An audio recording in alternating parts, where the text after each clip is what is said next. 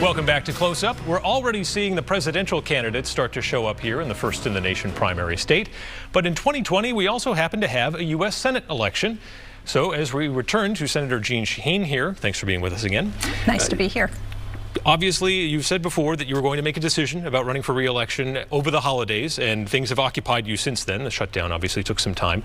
But can you tell us now, have you made a decision? Will you run for re-election in 2020? I do intend to run again in 2020 and hope my first priority continues to be making sure that a government shutdown doesn't happen again, that in 3 weeks from now that we're not back where we were.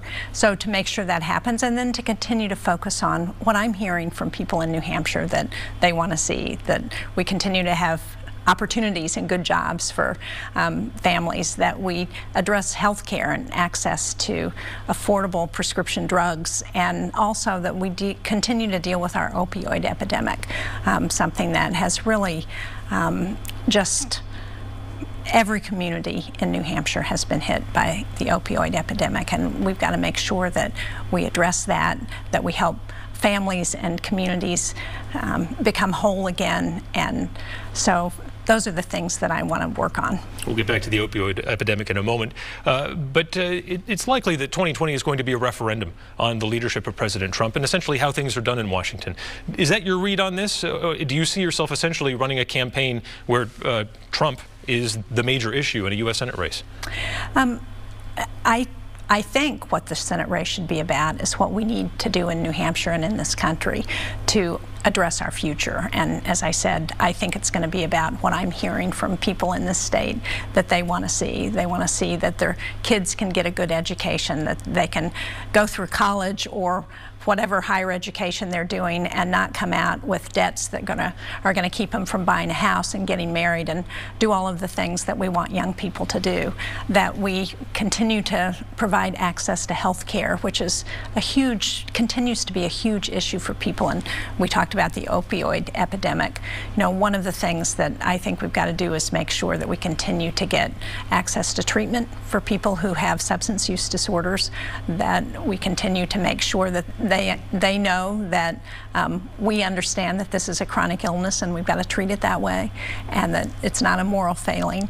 And I think New Hampshire has done a really good job in that respect of having people work together, our law enforcement and medical community, our first responders, to address this challenge. But it's there and it's real, and it continues to be an issue. What is next on your agenda here as we look farther out? The hub and spoke model, the federal money, that's being married together and moving forward. But what do you see as the next steps that New Hampshire needs to take? Well, we've been very successful over the last 2 years in getting funding to address the opioid epidemic, over $6 billion in those 2 years. And working across the aisle, we've been able to focus on states like New Hampshire that have been hardest hit and say they need a carve-out. We need some additional resources to address this problem. And so we need to continue to do that because we're entering another budget cycle. I'm on the Appropriations Committee, and I'm going to continue to fight hard to make sure we get additional resources. We also need to look at our environment. You've got Governor Inslee on, who's here talking about climate change.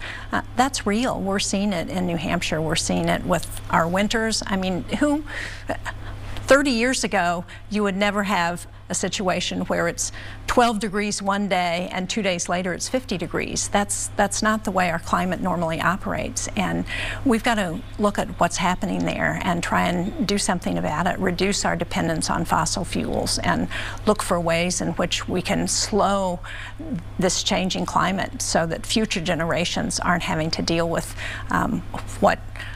all of the catastrophic effects that we hear from scientists are coming.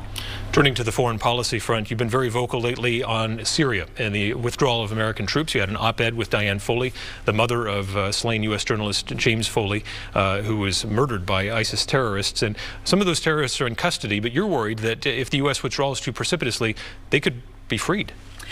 Well, I am. I had a chance to go to Syria in the summer and visit some of those detention centers, see one where 2 of the terrorists who we think are responsible for the murder of James Foley and the 3 other Americans who were killed around the same time by ISIS, Stephen Sotloff, Peter Kasich, and Caitlin Mueller, where they were being held. And what we're hearing from the Syrian Democratic Forces is that if the United States pulls out and doesn't provide the support that we've been giving them, that they may be forced to release not just those terrorists, but other foreign fighters who have been captured. There are hundreds of foreign fighters who are being held by the Syrian Democratic Forces, additional ISIS fighters who are being held. What we don't want is for them to be released. And Diane Foley and the other families are working very hard. We want to bring back to the United States those terrorists who are responsible for the killing of the Americans, and we want to see them tried in a civilian court, and we want to see them convicted so that there is justice for James and for the other Americans. Circling back to Washington here with the last question, do you see yourself supporting the president's pick for Attorney General William Barr? Have you heard enough from him to get to yes? I'm going to be meeting with Mr. Barr, and I look forward to that. I've had a chance to meet him briefly, but I'm going to be sitting down with him, and I'll be interested in hearing what he has to say about the Mueller investigation. And he waffled a little bit in the hearing before the Judiciary Committee on whether he thought that report should be made public, for the entire report for all Americans to see. I think that's a real question, and I want to hear how he's going to handle that investigation and recusals of anybody who might have been involved. All right, Senator Jeanne Shaheen, we thank you for your time on this Sunday morning. We appreciate it.